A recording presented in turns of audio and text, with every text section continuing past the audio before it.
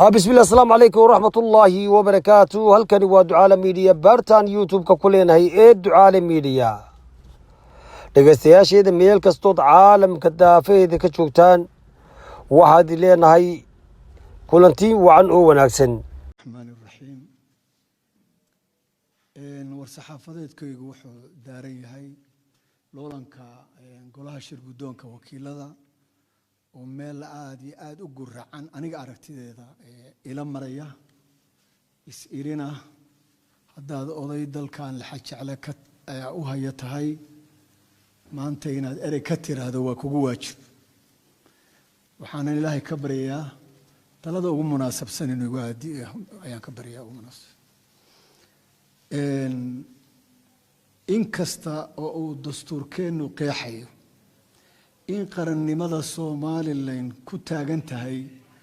saddex dhardhaar oo kala madax bannaan haddana golaha wakiilada oo metelaya dhammaan muwaadiniinta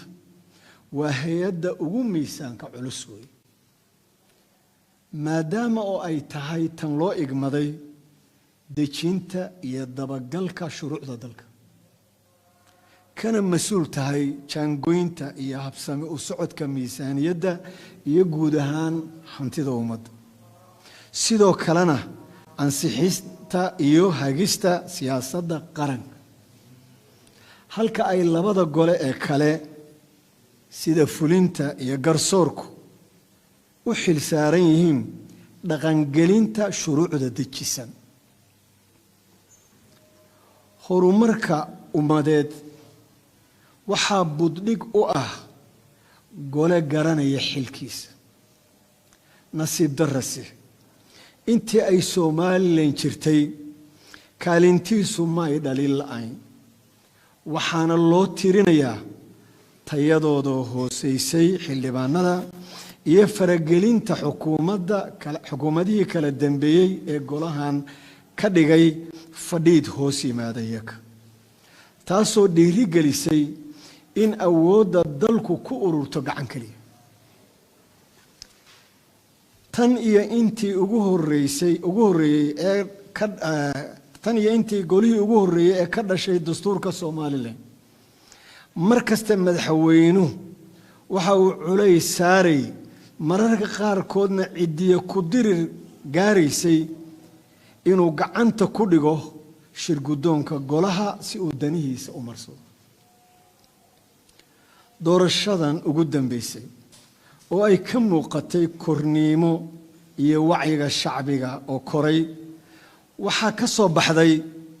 natiijo aad loogu hanweeyay maadaama oo ay ka dhex muuqdaan xildhibaanada tiro door ah oo dhalinyaro mutacalimiina kuna yimid saluugii ummaddu ka tirsanaysay kuwii iyaga ka horreeyay waxaana la filayay inay horseed u noqdaan isbeddelsan oo wax ka tara daruufaha ku geedaaman dadkii iyaga soo doortay hannaankii quruxda badnaa ee doorashadu u dhacday kana badbaaday faragelimihii hore ee looga bartay waxay dalka iyo dadkaba u soo jiiday sumcad wanaagsan waxaanay taariikhdu u xusi doontaa madaxweyne muuse biixi hamigiisi ahaa inuu dalkani helo golo hufan dadkuna helaan xaqooda ay u soo doortaan ciday u gortaan munaasib madaxweyne muuse waxa uu ka mid ahaa haldoorkii dalkan u soo halgamay haddii uu nasiibkiisu siiyey in ummadiisu ku abaalmariso hogaamintooda waxaa laga filayaa maadaama uu yahay cidda maanta midida daabkeeda haysta iyo kala qoqobka dhexdooda ka saarta cid la dagaalanta musuqa iyo eexda cid u ababisa una jeexda jid maamul iyo nidaam daahfuran taasoo ah wadiiqada qura ee lagu gaari karo kana miro dhalin karaan inuu dalku helo golo wakiilo oo mudnaantiisa koowaad tahay danta qaranka si niyad sami iyo midnimo ku jirtana madax bannaani xilkooda u gudan kara mudan madaxweyne ifafaalaha iiga muuqda loolanka shirgudoonka golaha wakiilada waxa uu i tusayaa oo doros ah in aanu raadkiisa iyo ciribtiisa dambe wanaagsanayn maadaama dhinacyada ishaya ciddii guulaysataba ay arrintani dhaawac culus u geysatay haybaddii wadajirkii iyo qabkii xildhibaanada shacbigiina ku beerayso hungo markay arkaan ama maqlaan oraaho iyo ficilo u qaadan waa ku noqday rajadooda mudane madaxweyne iyadoo ay habboonayd in xukuumad iyo xisbiyadu ay golaha ku ixtiraamaan xaqiisa doorashada shirgudoonkooda haddana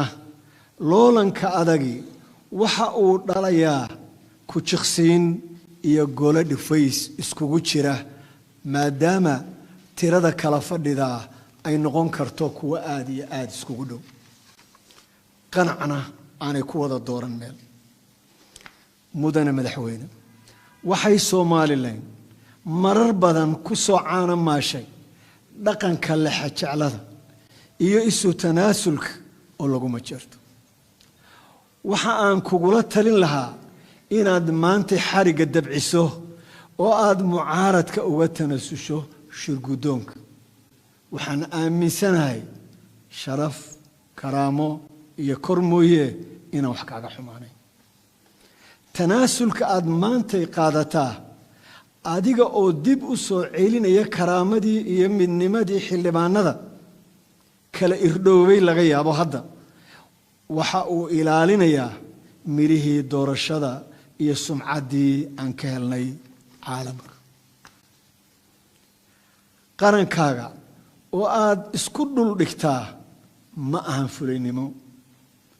mana ahan guuldarro mana aha in laga adkaaday balse waxa ay muujinaysaa odaynimo waxayna wax u taraysaa mustaqbalkaaga siyaasadeed iyo hoggaannimadaada dambaba waxayna mugdiga ka saaraysaa wada shaqayntii saddexda xisbi iyo ummaddii u kacday doorashada oo niyad wanaagsan ku wada dareerta mudane xasuuso xadiiskii nabigeeni suubanaa calayhi salaatu wasalaam ee nuxurkiisu ahaa in aanay xoog ay kugu qiimeeyaan dhawaaq ay u arkaan in dalku hore u socdo xildhibaanada sharafta mudan iyagana waxaan xasuusinayaa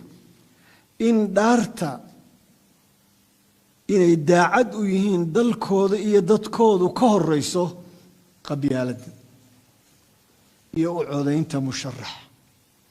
iyo daacadnimada xisbiga ay ka soo jeedaan waxaana laga filayaa rajo ka duwan rajooyin madmadow dhalay ee mar hore soo maray odayaasha xisbiyada hogaaminaya waxaan ku baraarujinayaa inay iyakuna dhankooda ka qaataan dejinta jawiga maanta taagan gudashada waajibaadka ka saaran xasiloonida siyaasadeed ee dalkan saboolku ragaadiyey iyo maamul xumid waxaan jeclaan lahaa golahan markay wada fariistaan inaanay u kala fariisan kuwa kala adkaaday ay u fariistaan kuwa wada adkaaday waxaan jeclaan lahaa doorashadu markay dhacdo inaan madaxweynaha iyo ciro iyo faysal midna isku arag inuu ka adkaaday ka kale ay isku arkaan inay wada adkaadaan mar haddii dalkii adkaaday mar haddaad abuurteen jawi iyo gole dalka uu dareeraya wassalaamu calaykum waraxmatullahi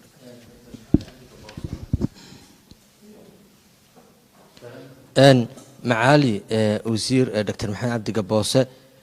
mar hore halkan soo jireed ku qabatay waxaad noo sheegtay inaad siyaasadda ka baxday samafalka u janjeersatay arrimaha siyaasadda iyo cisbitaalka baanad soo gelin ma waxaad haysaa tubtii madaxweyne axmed maxamed maxamuud siilaayo markuu xisbiga kulmiye furtay ee 2001 intuu siyaasadda ka baxay geeridii cigaal kadib uu soo galay ururada la furay uu kulmiye asaasay ma tiyo kale hadda wadaayo dib aad siyaasadda ugu soo noqoto adiga dhowr jeerna siyaasaddii ka hadlay aad tiri waan ka baxay ururadiina waa tan la furayo ma urur baad furanaysaa oo siyaasaddii aad dib ugu soo laabanaysaa malaha waxaad luqmaan ilowday hadalkii maalintaas inta aan noolahay dalkan waxa iga galay hanti waqti nolol wax walba iga galay waana dalkan ku noolaa ubad wanaagsanna aan rabo inaan kaga tago umahan kuwaan dhalay ee waa ubadka dalkeena oo dhan marka waxaan maalintaa iri intaan noolahay waxaan noqonayaa oday kaalinta iga aadan talada dalkiisa aan ka harin marna السلام عليكم markaad weli nagala socotaana waa barta youtube-ka ku leenahay ducaale media dhegeystayaasheeda meel kastoo caalamka joogta waxaad leenahay barnaamijkaasi intaas ku ekaa talada iyo tusaalaha uu soo jeediyey doctor Gobose